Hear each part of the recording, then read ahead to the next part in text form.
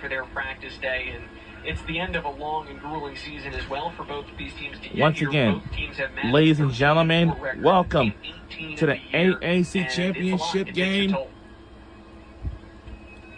for this James Madison Dukes. We'll take on the South Florida Bulls. And the winner of this game will be the crown champion. I would say that James Madison Dukes will be our crown champion. And guess what? We're taking the largest lead by 7 points. For more, let's go down to Maria. South Florida is used to, but I can say I'm certainly not used to this heat down here. It has gotten increasingly hotter as the game has gone on, and you've seen more athletes utilizing towels, ice, getting different electrolytes in their system as well, because the wind has died down a little bit than it was at the beginning of the game. So the heat at the end of a grueling week, I think, is starting to play an impact on a lot of these players on both sides. Dodge inside, scores! And who was it? Able to press her way to the goal. And it was South Florida. South Florida not done yet. Uh-oh. 6, it's 15-9. Juliana George just kind of wheeled this one into goal. Another long 1v1, similar location from where she had her other goal, powering through the defense with that power cradle. And Jules talked about the one team, one dream. She said this team doesn't have anything to prove in terms that it's brand new, but nobody expected us to be here. And we set sights, we set goals, making it to the championship game being one of them. And this is her last hurrah, so she's not willing to go down without a fight. Now, it's a very young team, but you're right. They're supplemented by some veterans, some transfers that have come in, and the job that Mindy McCord has done to build this program in their first season of competition to be playing for an American Championship final, it's unbelievable. And the stage is set for this team to be really, really good and a factor in this conference for many years to come. For more, let's go down to Maria. Well, Juliana George has not only been willing her way to the cage on the field, but she's been willing her teammates as well in every single huddle that I have had a chance to sit and listen to. She's always one of the most vocal people, just bringing everybody up, and you can see how much she wants to win this game. Fifth-year experience, just invaluable coming in as a graduate. 33 goals, 27 assists, and then bringing the intangibles as well as South Florida able to get the ball and the possession here, a chance to climb back within 5. Ooh.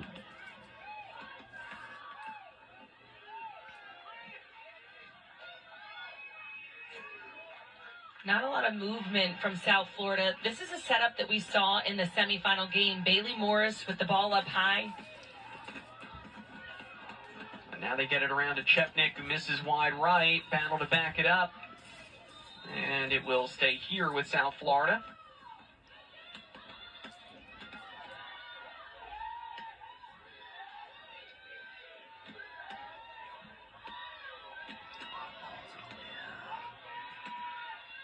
Julia Huxtable, number 30, another one of the true freshmen who has found her way to get some minutes on the field for the Bulls.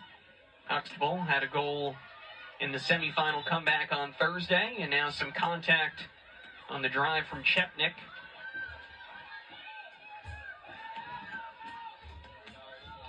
Free position chance, and you have to feel like Chepnick has got to take this one. She has a big wind-up and shot. Powerful, well-placed normally. Moyer with the save. Deflected over to the far side, and South Florida will win the foot race to keep the possession, but Moyer comes up with a big free position save. You know, and that was center mass, so as long as you're standing tall, taking up your space, working your angles well. Body was behind the ball on that one. All those young goalie fans watching, it's ball, you have your thumb, the eye. That's kind of where your hand is at on your stick. Save number 8, and now save number 9 for Moyer. The putback, no. So Moyer gets the stop. James Madison gets it back.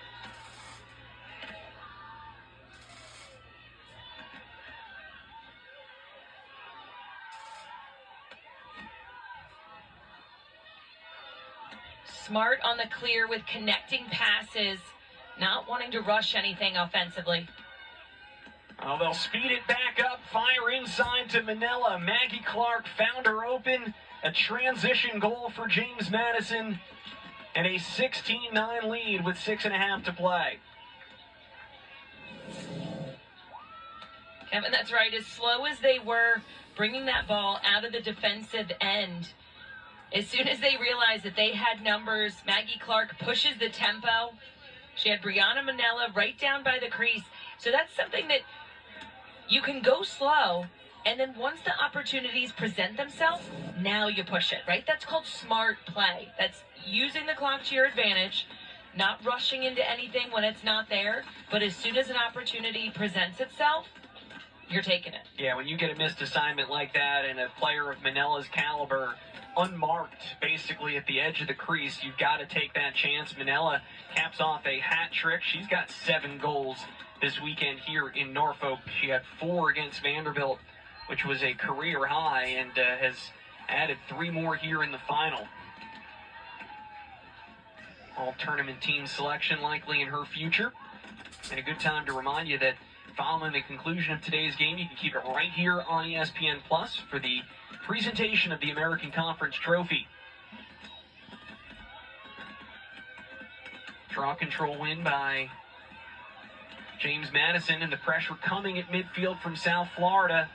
They get it back. Well done by Juliana George. George will carry it forward, and now a hard whistle and a green card. This is going to be Cuviello who will come off. So South Florida gets the opportunity they need here. Down by 7. They've got a power play for the next 60 seconds.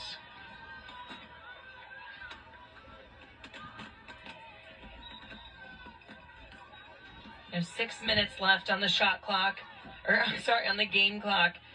You're down by 7 goals. So you need to have some sense of urgency, even though you want to take your time, find that perfect open player. You got to make sure to move with speed. They do here out in front. Chepnik deflected away by Moyer. Adanya Moyer comes up with another big save, and her save percentage up over 500 today. Here's the quick transition from James Madison. Epke will now slow it down. So that pressure right there, following Epke all the way almost out to the 30, I think those kind of things are just unnecessary at this point.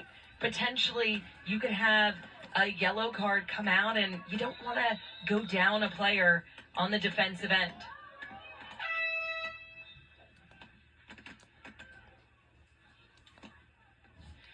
And too many players on the field for South Florida. There were 8 defenders as well as 4 attackers holding back. So too many players. The card is going to come out. There's been a couple times where we've had those miscommunications today for South Florida. That's a tough one there, and it's a procedural green card. So Callie Cleary will come off for a minute, and this makes James Madison's job that much easier now with the extra player. And that's the substitution box. You have to man it well. It started at the draw, so we know that there was just 12 people on the field at one point. But when subs are coming off and on, you have to wait until somebody's off the field before you can just errantly run on. We've got 2 greens here. They've got not just Cleary, but Bailey Morris. So double green card, and James Madison's still 1 player down for the next 9 seconds, but in effect, this is going to be a full minute of 2-player advantage coming for JMU. So a green card for too many players on the field, and then a green card for also being offside. So hence the 7v5 that we're going to see as an advantage for James Madison. We've seen it actually another time in the game. I can't quite remember back to what occurred. I want to say that South Florida potentially was able to come up with a stop. So that would be huge again. But if you're James Madison, you're 100% taking your time waiting for that perfect look, because there's no need to rush. All right, so the penalty has expired on James Madison, and still 35 seconds left of the double green cards. I didn't realize the clock had begun at that point. Yeah, that First half of the minute went by extremely quickly. Root with the pass out in front.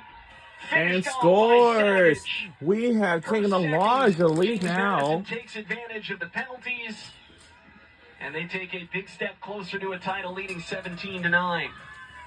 We're in the lead by We had talked about the 8. work of Peyton Root, how she has just evolved her game, has such a connection with Savannah, Brianna, but Lauren Savage this time. She had the isolation dodge earlier, this time timing her cut just right. And that was a 7v5 in JMU's advantage. The score was made by Lauren Savage, number 3, her 18th goal this I think season. there's still a few more seconds left on the second one due to the too many players on the field as well as the offsides. But they both expired. Maybe that clock went down a little faster than I can count. Yeah, both have been released, so we are going to be back to even strength. Peyton Root today, as you've noted, Courtney, 3 assists to 3 different players. She has 8 assists in the tournament after 5 in the 10-goal win over Vanderbilt.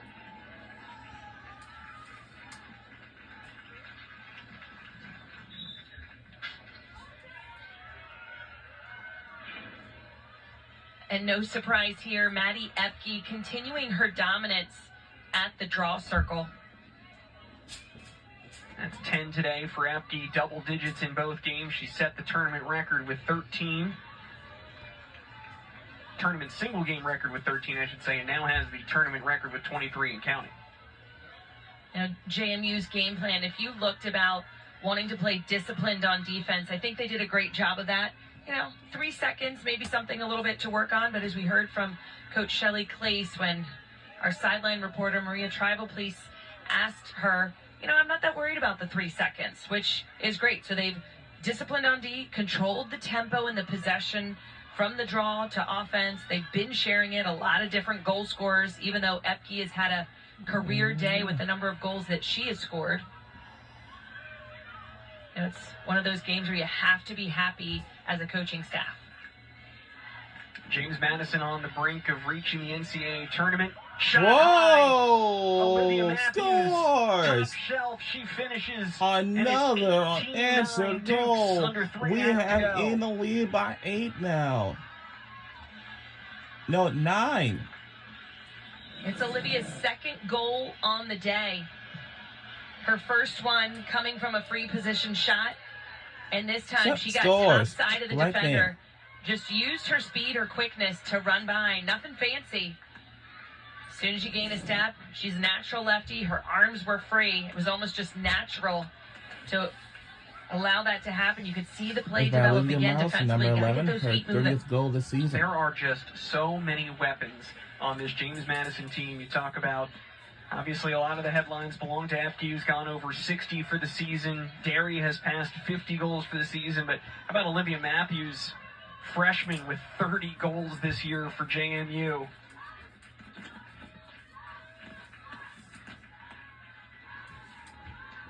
Brianna Manella had 16 in the regular season, 7 in 2 games here in the postseason. They are just so stacked with weapons. Epke, another draw control, quickly checked away, and USF, to their credit, comes away with a big one. Here, what's amazing, Epke won that draw. She did get the ball checked away, so that's a turnover, but that's another one in her hip pocket. Career day at the draw control. Sidearm shot. Moyer lets that one go high and wide. Kept alive here by USF, working extremely quickly now. And Chepnick, shot saved by Moyer. Her 11th of the day. .550 save percentage for Adanya Moyer. Well, a bad pass back to her gets away, and James Madison going to be under a little pressure here trying to clean it up.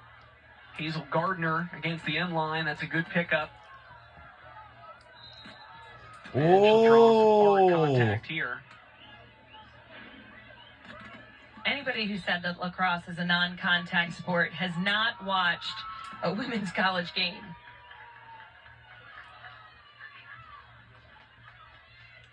And we're going to have a timeout called here with 2:15 left on the field. And I think this is just time to bring everyone in, Courtney, settle, and try to keep your wits and your composure about you heading into this stretch run if you're James Madison. And if you're James Madison, Shelley's talking about finishing the game strong. She said, we already have an identity in the American Conference, but we want to grow that. And this is our time, our conference, and our era. And, 18-9, 2 minutes, 15 seconds left. You got to finish the game and play strong. Look at the American Conference Awards. The first team in the regular season, Derry, Epke, a lot of the players that we have talked about here today. Big part of James Madison's undefeated regular season, their run here to the title, and currently their 18-9 lead in the championship game. JMU dominating in every facet. They went through the conference undefeated. As we now take a look at the remaining players, look at their defensive unit. 3 more players, 2 straight defenders, a goalkeeper. That speaks a lot to the volume of defensive output that they put. They run this zone, and they're not going away from it. They take pride in it, and you can certainly see why, especially with those all-conference players. And worth noting as you look now at the second team, where you'll see more James Madison representation and also South Florida, but a number of players on the second team. Tartaglione was on the first team, has not scored today, so that JMU defense, strength on strength, has won that battle as we look at the second team here in the American Conference. And you look overall, I think what you take away from this, just looking at some of the talent and the players on this list, this is your second team in this conference. How deep this league is, Courtney? Incredibly deep. Vanderbilt making it to the semifinal. ECU, we saw Jamie Bahar in goal. She's so young. Bright future for many teams. And this was supposed to be a rebuilding year for JMU. They graduated so many top players, and the seniors that they had remaining as leaders, they were like, we're not happy with that. We want to continue pressing forth. So not just a rebuilding year, but one that they felt that they could still come out on top. And this would be a rebuilding year that's the envy of a lot of programs, to be number 11 in the country, top seed in the league, undefeated in conference regular season play, and now holding a 9-goal advantage under 2 minutes to go as they are inching closer to their first championship as members of the American Conference in program history. Dancing out over in the corner is Manila. And full pressure is out for USF. So this is going to open up carrying that ball to cage, isolation, if they so wanted to challenge the goal. They still have 10 seconds on the shot clock. So they're going to have to take a shot at some point or roll the ball into the corner. Time winding down, under 5, and the pass to Epke is in behind, so they'll take that second option, Courtney, and just kick it into the corner, and that's where USF will begin with time winding under a minute. Incredibly smart play. Time to go. This is it in the fourth now quarter. They have to begin the ball all the way from the end line. So Caitlin Tartaglione, or Tags as her teammates so affectionately call her, it's still a long way to run.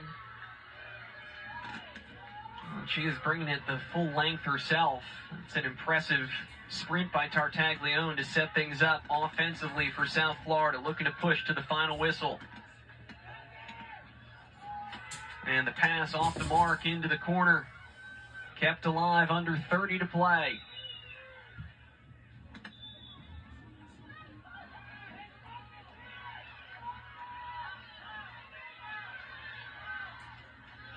Trophy getting ready to be awarded. The trophy is on the line for us. Back. Moyer there with another save.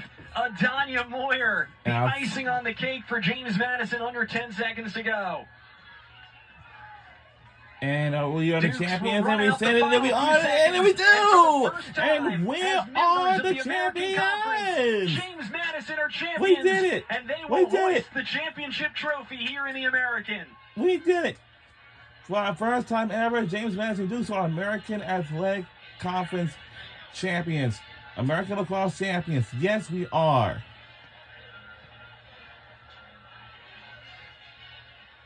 Celebration indeed. I know, that's right, ladies. Let's celebrate together. That's the Duke Dog Pride that embodies every single one of their values as a program. They feel that it unites them.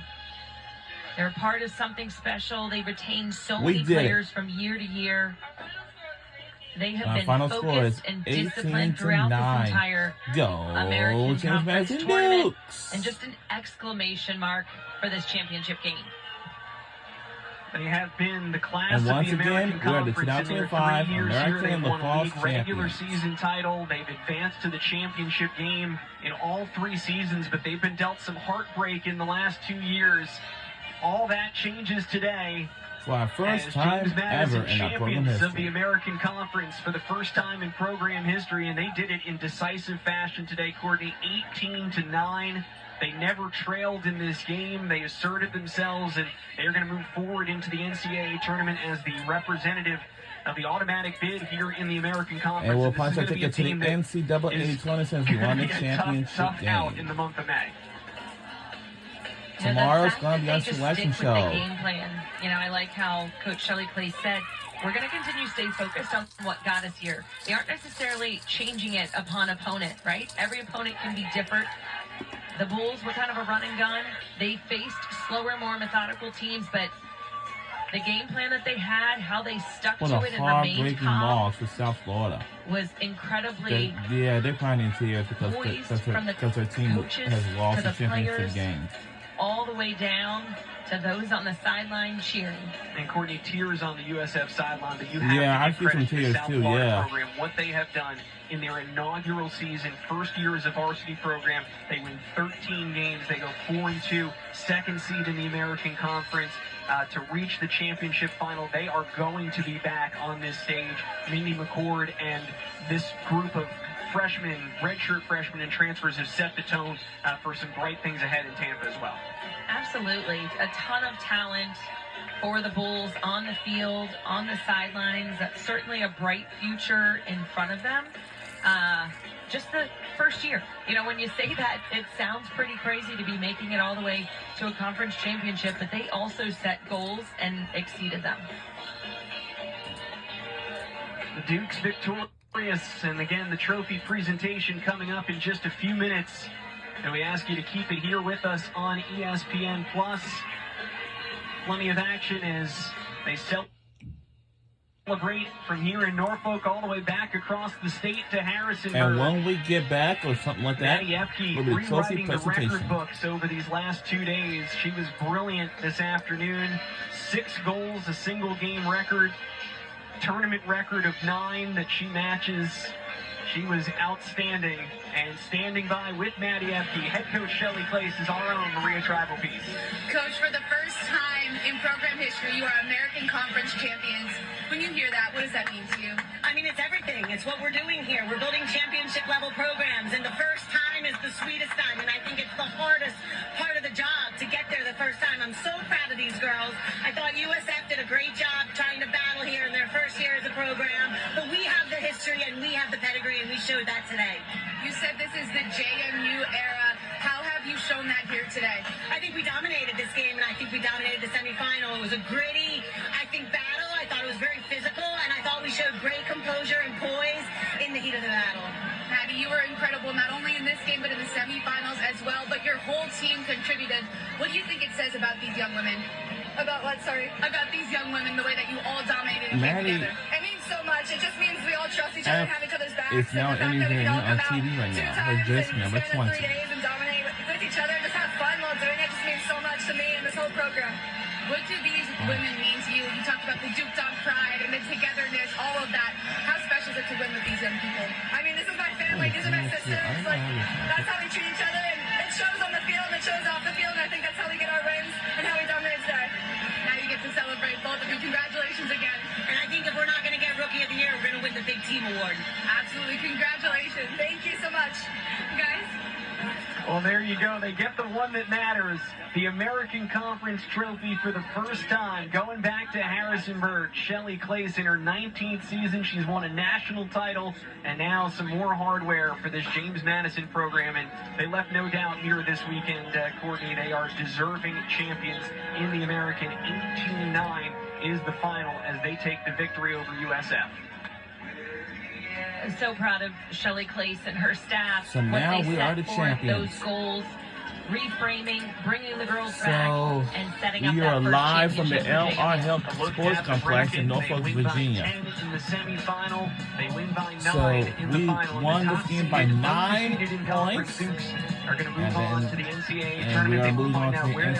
I think South Florida, I think they're also going to be next. 9 p.m. Eastern on ESPNU. It's also going to be next to the NCAA tournament. Team to contend with. So it looks like. And we're going to send it down to the field as we wrap up here in the booth for my partner, Courtney Martinez-Connor, and our sideline reporter, Maria Tribaltees, the whole American Conference team. I'm Kevin Kopp. Let's go down to the public address for the announcement and the presentation of the championship trophy.